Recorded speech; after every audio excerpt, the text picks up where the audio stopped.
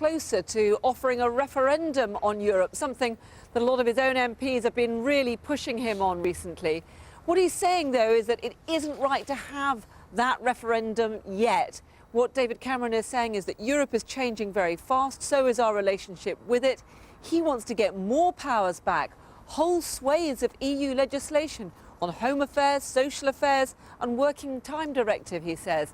But he thinks that that could then in future be put to the British people, either at the next general election or in a referendum. So no firm commitment yet, but certainly a step closer to it.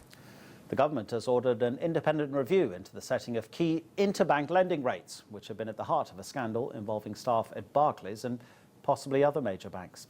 The investigation will report back within weeks. Meanwhile, the chief executive of Barclays, Bob Diamond, has been summoned to appear before MPs on Wednesday. Here's Carol Walker again. What's to be done about the conduct of some bankers who lied and cheated for personal gain?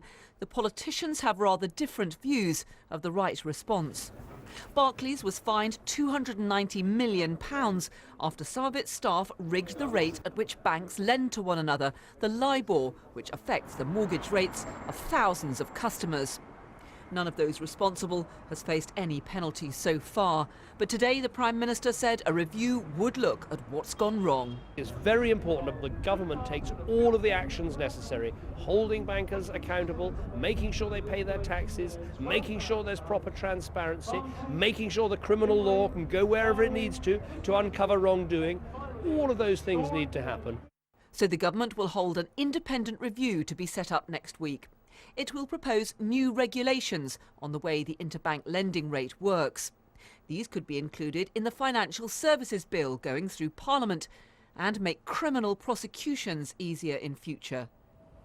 But Labour want a much wider inquiry led by a judge to look at the behaviour and ethics of the banks, along the lines of Lord Levison's inquiry into the media. The party leader Ed Miliband warned the public would not tolerate the establishment closing ranks. The Prime Minister says he's not really sure we need an inquiry. I've got a message for David Cameron. The British people will not tolerate anything less than a full, open and independent inquiry. Thank you very much for coming. Next week, Barclays Chief Executive Bob Diamond will be questioned by the Commons Treasury Select Committee. He said that inappropriate conduct at the bank was limited to a small number of people.